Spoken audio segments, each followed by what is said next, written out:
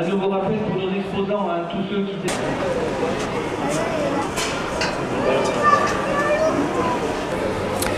Donc vous avez devant vous la base Echo de Hoth qui apparaît dans cette saga un petit peu connue quand même, Star Wars, les films donc qu'on peut retrouver dans l'épisode 4, l'Empire contre-attaque.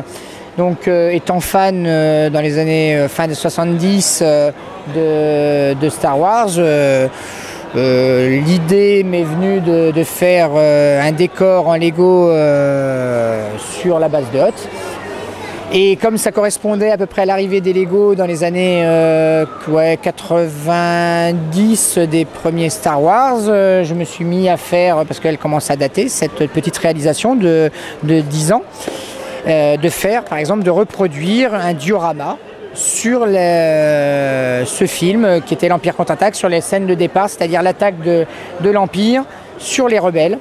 Donc en fait le but est de créer un décor avec des pièces basiques, de mettre à l'intérieur des sets existants de chez Lego et en plus de refaire des petites créations puisqu'on voit des sets existants plus des créations qu'on appelle des MOC, des Model Original Creationary, et en fait qui sont des créations de moi-même ou des idées prises sur le net chez des autres fans de Lego. On peut trouver beaucoup en Allemagne, aux États-Unis, et la seule limite de Lego, c'est son imagination.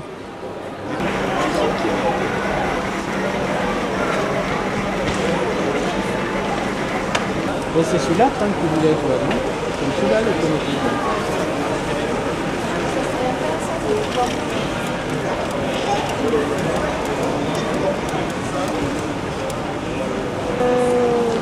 Mais quoi?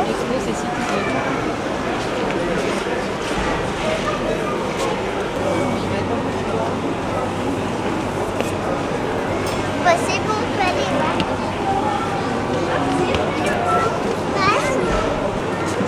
C'est chouette, hein, comme exposition.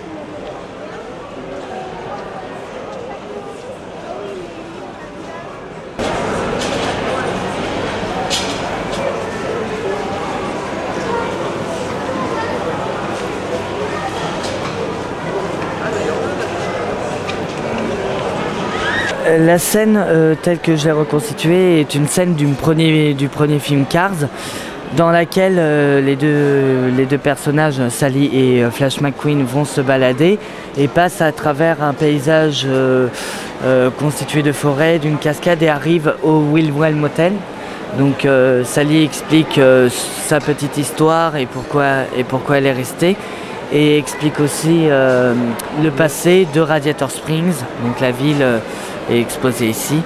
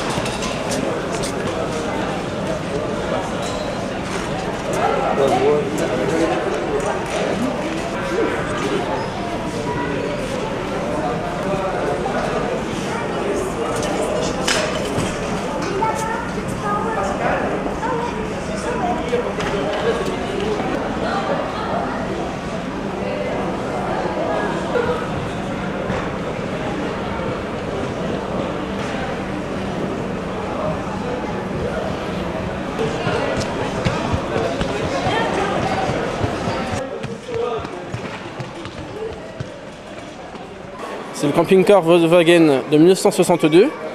On a donc une représentation ici en Lego. Donc je vous demande vite fait un petit tour. Voilà. Alors en fait c'est un set qui fait 1332 pièces. C'est vraiment un objet de collection, d'exposition. Donc nous avons ici des parties ouvrantes. Alors ici sur la partie arrière, on a donc l'espace de vie du camping-car, avec ici une petite table qui peut se rabattre, comme sur le vrai modèle. Ici on a une petite plante basique, on a une petite lampe à bulles typique de ces années-là. Ça existe encore de nos jours, mais c'est vraiment typique. C'est le petit détail qui fait que voilà, c'est vraiment un beau set.